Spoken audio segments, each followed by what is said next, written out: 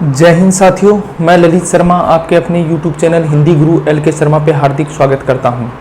आज मैं आपके सामने NTA द्वारा घोषित की गई नेट JRF की जो परीक्षा तिथि है 16 सितंबर से लेकर 25 सितंबर के बीच में, उसके संबंध में चर्चा करने जा रहा हूं, क्योंकि ये परीक्षा बहुत ही आसान है इस परीक्षा को पास करना। यदि आप परीक्षा पास कर देते हैं तो किसी भी गवर्नमेंट कॉलेज में आप असिस्टेंट प्रोफेसर है वो बनने के लिए एलिजिबल हो जाते हो। तो आज मैं आपको ये बताऊंगा कि इस कम समय में आप इस परीक्षा को किस तरीके से पास कर सकते हैं। आपने प्रिपरेशन कर ली है फॉर्म फिलअप करने से तब से लेके अब तक। अब बस आप मल्टी चॉइस जो क्वेश्चन होते हैं, ऑब्जेक्टिव टाइप क्वेश्चन हैं, पिछली परीक्षाओं में आए हुए उन प्रश्नों को केवल कीजिए। दोनों पेपरों में आपको आसानी से ये परीक्षा आप पास कर सकते हैं। मैं आज आपको बताऊंगा कि कैसे आप उनको करें ताकि आप परीक्षा पास कर सकें, क्योंकि कट ऑफ है वो अमूमन 60 और 70% के बीच में रहती है, चाहे वो नेट की हो चाहे JRF की हो। आज मैं आपको हिंदी विषय से जो नेट JRF की तैयारी कर रहे हैं उनको आज मार्गदर्शन करूँगा और फर्स्ट पेपर भी बताऊँगा कि फर्स्ट पेपर की प्रिपरेशन है वो कैसे करनी है, क्योंकि इसमें 2 पेपर होते हैं। पहला पेपर है जो वो सबके लिए कंपलसरी है, सेकंड पेपर आप जो सब्जेक्ट चूज करते हैं उसका है। तो पहले पेपर में जो पहला पेपर है उसमें कुल 50 क्वेश्चन आते हैं और प्रत्येक क्वेश्चन है वो 2 अंक का होता है और 100 अंक के टोटल अंक हैं उसके। इसमें कुल 10 इकाई हैं, 10 इकाई है। प्रत्येक यूनिट से 5 क्वेश्चन आते हैं, ये निश्चित है। एक भी क्वेश्चन है वो कम नहीं होगा, प्रत्येक यूनिट से 5-5 क्वेश्चन आएंगे। तो मैं आपको यही सलाह दूंगा कि आप KVS मदान की जो बुक है फर्स्ट पेपर की, दी बेस्ट बुक है नेट JRF के लिए, उससे अच्छी बुक कोई भी नहीं है। तो आप उस बुक में प्रत्येक यूनिट के पीछे कम से कम 100 से 150 क्वेश्चन दे रखे हैं और जो पिछले प्रश्नों को भी आप कीजिए। इसमें से आप 10 यूनिट न पढ़ के, क्योंकि यदि आप 10 यूनिट पढ़ेंगे जितना टाइम उसमें कंज्यूम करोगे, इससे बेटर है आप कोई भी 6 या 7 यूनिट पढ़िए, क्योंकि फर्स्ट पेपर का जो पेपर होता है वो थोड़ा लेंदी आता है, उसमें टाइम कंज्यूम हो जाता है, आपको पता भी नहीं चलेगा कब 1-1.5 घंटा निकल गया। तो इससे बेटर है आप 10 यूनिट पढ़ने के बावजूद भी आप मुश्किल से 25 से 30 क्वेश्चन कर पाते हैं। इससे बेटर है आप कोई भी 6 या 7 यूनिटों का बड़ी बारीकी से अध्ययन कीजिए, जो बहुत ही इजी यूनिट है। पहली यूनिट शिक्षण अभिवृत्ति से संबंधित है, जिसमें आपको शिक्षक के गुण, छात्र के गुण होते हैं, पढ़ाने के तरीका उससे रिलेटेड है। दूसरी शोध से संबंधित है। तीसरी बोध, यानी एक गद्यांश आता है जो बहुत ही आसान होता है, उसको पढ़िए और उसके नीचे जो आए हुए 5 क्वेश्चन है उनको कीजिए। संप्रेषण, अगर आपने first grade college lecturer first grade की जो तैयारी की है उसमें संप्रेषण की एक चैप्टर है, वो आसानी से आप कर सकते हो। गणितीय तर्क अभिवृत्ति, इसमें क्या होता है, कुल रीजनिंग के क्वेश्चन आते हैं, ब्लड रिलेशन से संबंधित, अल्फाबेट सीरीज से संबंधित, इस तरीके के, तो वो आसानी से हो जाते हैं। तो आपको जो भी कोई इजी लगे, जैसे ICT है, इंफॉर्मेशन कम्युनिकेशन टेक्नोलॉजी, एक DI होती है जिसमें एक वेन आरेख से रिलेटेड 5 क्वेश्चन आते हैं, तो उनको कीजिए। इसमें सबसे बड़ी खूबी बात है नेट JRF में कोई भी माइनस मार्किंग नहीं है, तो आप क्वेश्चन है वो पूरे करने हैं, लेकिन यूनिट आपको 6 या 7 प्रिपेयर करो बहुत बारीकी से, इनमें से कोई भी 7 यूनिट। इसमें करंट रिलेटेड क्वेश्चन भी आते हैं, जैसे कॉलेज और यूनिवर्सिटियों की रैंकिंग के संबंधित है, एक स्वच्छता सर्वेक्षण से संबंधित वो रैंकिंग आती है, पर्यावरण प्रदूषण से संबंधित करंट रिलेटेड जो क्वेश्चन होते हैं वो आते हैं। उच्च शिक्षा प्रणाली जो अभी नई पॉलिसी आई है, एजुकेशन पॉलिसी, उससे रिलेटेड भी क्वेश्चन आने की संभावना निश्चित है। तो इनमें से कोई भी 6 या 7 यूनिट है जो इजी हैं, उनको आप बार बार पढ़िए और पिछले जो परीक्षाओं में आए हुए क्वेश्चन हैं उनको कीजिए, पिछले 10 सालों के, बस। इससे अलावा इसमें आप अगर 22 से लेके 32 क्वेश्चन यदि आप सही कर देते हैं तो आप बहुत अच्छा स्कोर है फर्स्ट पेपर का। तो फर्स्ट पेपर के संबंध में बस इतनी जानकारी है कि आप कोई भी 6-7 यूनिट पढ़िए और पुराने पेपरों को कीजिए। अब आती है पेपर सेकंड की बात। पेपर सेकंड है, ये बहुत ज़्यादा इंपॉर्टेंट है, इसमें आपको कम से कम 70% नंबर लाने अति आवश्यक है, वो भी आ जाते हैं आसानी से। मैं चर्चा कर रहा हूँ आज हिंदी के विद्यार्थियों के, हिंदी का विद्यार्थी होने के नाते मैं आपको सलाह दूंगा कि आप जो हिंदी साहित्य कि यदि आप नेट JRF करने के इच्छुक हैं तो नेट बहुत अच्छा ऑप्शन है आपके लिए, कि आप जो सिलेबस है NTA नेट JRF का, उस सिलेबस के अकॉर्डिंग केवल आप अध्ययन कीजिए और पिछले 10 सालों के पेपर कीजिए।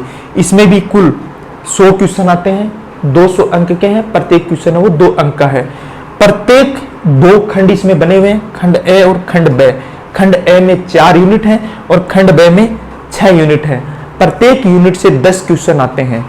इस पेपर में विद्यार्थीगण क्या गलती करते हैं कि वो केवल हिंदी साहित्य का इतिहास है उसी का अध्ययन करते हैं, इसके अलावा वो कुछ और पढ़ते नहीं, जिस वजह से वो मार खा जाते हैं, इसमें सिलेक्शन नहीं हो पाता।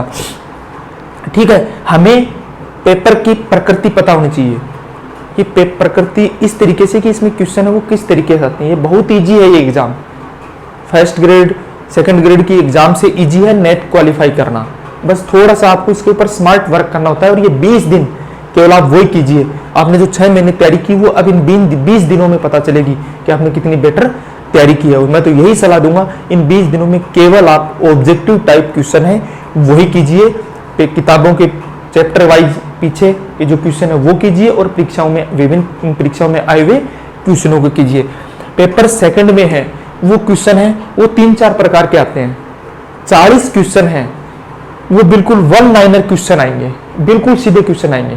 आपसे पूछ लेंगे रामचरितमानस ग्रंथ की रचना किसने की है, या रामचरितमानस है वो किस भाषा में लिखी गई है। इस तरीके से डायरेक्ट क्वेश्चन आएंगे, बिल्कुल फैक्ट से संबंधित, फैक्चुअल क्वेश्चन जिसको बोलते हैं। 10 क्वेश्चन है वो गद्यांश से रिलेटेड, यानी 2 गद्यांश आएंगे, उनके नीचे 5-5 क्वेश्चन होते हैं जिनको आप पढ़ के बारीकी से कर सकते हैं। मुझे भी पता है ऑनलाइन में पेपर, ऑनलाइन मोड में जो पेपर हो रहा है कंप्यूटर बेस्ड, उसमें गद्यांश को पढ़ना और उसको करने में थोड़ी सी दिक्कतें आती है, लेकिन ध्यान से आसानी से पढ़ने से हो जाता है। 15 क्वेश्चन एसरेशन और रीजन यानी कथन और कारण से रिलेटेड होते हैं, जिसमें आपको सिर्फ प्रैक्टिस से ही इनको किया जा सकता है। और ज्यादातर उसमें क्वेश्चन साहित्य, काव्य शास्त्र और वैचारिक जो पृष्ठभूमि है उससे रिलेटेड होते हैं। तो इनके जो विभिन्न परीक्षा में नेट की जो पुराने पेपर है उनको कीजिए, वो रिपीट होते हैं। 40% paper as it is repeat होता है, तो इसलिए उसको पढ़ना जरूरी है। 15% मिलान से संबंधित होंगे, एक तरफ किताबें दे रखी होगी, एक तरफ राइटर दे रखा होगा, एक तरफ कथन दे रखा होगा, एक तरफ उनके लेखक दे रखे होंगे किसने ये कथन कहा है। तो उनमें से यदि आपको 2 आते हैं तो उत्तर मिलना आसान होता है, यानी ये परसेंट सही होने की संभावनाएं ज्यादा होती हैं।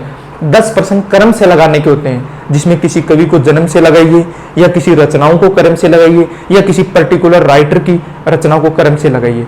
तो इसमें ज्यादातर अमूमन प्रसिद्ध राइटर्स, कवि जो लेखक हैं उन्हीं की रचनाएं पूछी जाती हैं। 10% सही और गलत, यानी 4 बातें दे रखी होंगी ABCD, और पूछेगा इनमें से कौन सी सही है, AB सही है या BC सही है। इस तरीके के क्वेश्चन है। पहले हमें पेपर की प्रकृति है वो जरूरी होता है जानना, ये हम तभी जान सकते हैं जब हम पुराने पेपर का अध्ययन करते हैं। तो अभी मैं इसके बारे में आपको बता दूं कि आपके पास जो हिंदी की बुक है नेट JRF के लिए, किसके अकॉर्डिंग, सिलेबस के अकॉर्डिंग, उस बुक का अध्ययन कीजिए। जो यूनिट 10 यूनिट है, प्रत्येक यूनिट से 10 क्वेश्चन आएंगे।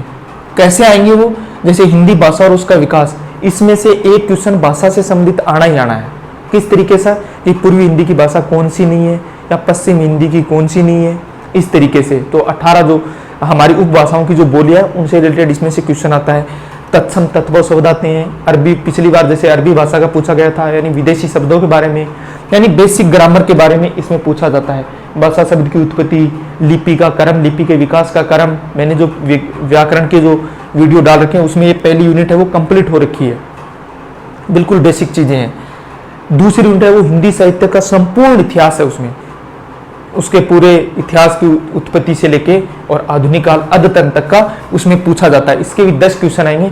इसको आप अगर आपने पढ़ रखा है प्रिपरेशन करने के दौरान तो बड़ी आसानी से इसको कर सकते हैं, क्योंकि आदिकाल है वो 1 दिन में कंप्लीट हो जाता है, भक्ति काल है वो 2 दिन में, रीति काल है वो 1 दिन में, और आधुनिक काल 4 या 5 दिन में हो सकता है जिसका पढ़ा हुआ है। इसमें भी आप क्या पढ़ें, जैसे आदिकाल की प्रसिद्ध रचनाएं और प्रसिद्ध जो लेखक हुए हैं, उस समय के कवि हुए हैं, उनको कर्म से लगाना। ठीक है, उनके कौन कौन से राजस्व ग्रंथ थे, उनको कौन से लौकिक साहित्य हैं, ठीक है, उनको आप कर्म से लगाइए। कौन से जैन ग्रंथ हैं, इस तरीके से उनको पढ़िए। भक्ति काल में निर्गुण भक्ति शाखा और सगुण भक्ति शाखा है, उसके प्रमुख कवि ज्ञान मार्गी शाखा, प्रेम मार्गी शाखा, उनके राम भक्ति शाखा, और स्पेशली उनमें जो हुए हैं कबीर, जायसी, तुलसी और सूरदास, उनकी रचनाओं के क्रम आपको याद होने चाहिए।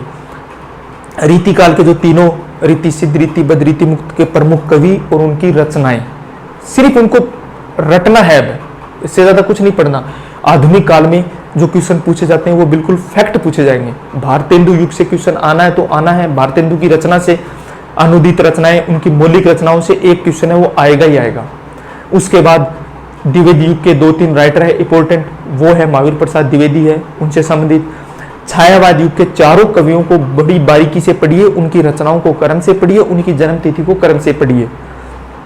उसके बाद प्रयोगवाद के प्रमुख कवि, उनकी रचनाएं और उनकी जन्म तिथि से संबंधित क्रम, तार सप्तक से संबंधित एक क्वेश्चन आना निश्चित है। नाटक, अन्य जो विद्याएं हैं, नाटक हो गया, ये अपने कविताएं होगी, आत्मकथा, रिपोर्टराज, ये संबंधित इसमें आता है।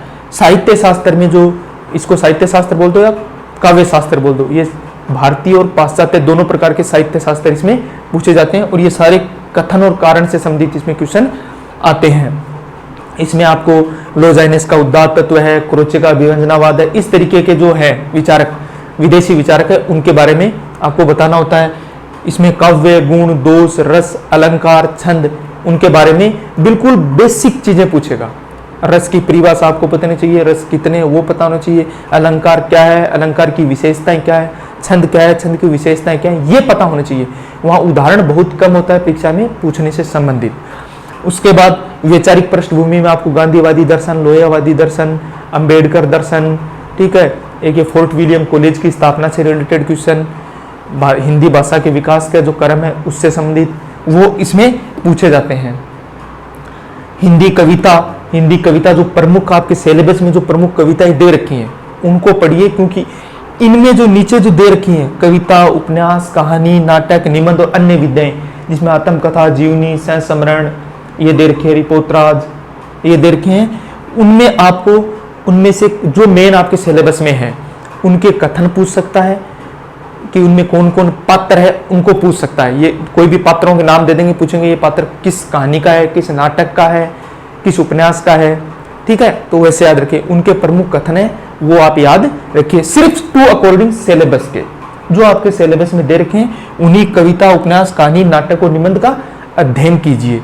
अनावश्यक समय 20 दिन बहुत है, आप अपनी रैपिड जो रिवीजन है वो कर सकते हैं 15 तारीख तक, आज से लेके आप 15 सितंबर तक आप आसानी से अपने दोनों पेपर, फर्स्ट और सेकंड जो पेपर मैं बता रहा हूं उस तरीके से यदि आप अध्ययन करते हैं तो इस परीक्षा को बड़ी आसानी से क्लियर कर सकते हैं। मैं उम्मीद करूंगा कि मेरे द्वारा जो आपका मार्गदर्शन दिया गया है इससे आपकी परीक्षा में आप पास करने में ये वीडियो आपके लिए सहायक सिद्ध होगा। आप इसको फॉलो कीजिए। मैं उम्मीद करूंगा कि आपको ये वीडियो जरूर पसंद आए। यदि पसंद आए तो इस वीडियो को लाइक और शेयर, और चैनल पे यदि आप नए हैं तो इस चैनल को सब्सक्राइब करना न भूले। मैं कोशिश करूंगा कि जो प्रमुख राइटर हैं उनकी प्रमुख रचनाएं, हिंदी साहित्य से रिलेटेड प्रमुख रचनाएं, उनका क्रम जो इंपॉर्टेंट नेट के लिए है, उनका मैं 1-2 वीडियो आपको बना के अपलोड जल्दी ही कर दूंगा 1-2 दिन में। आज के लिए बस इतना ही, मुझे अनुमति दीजिए। जय हिंद।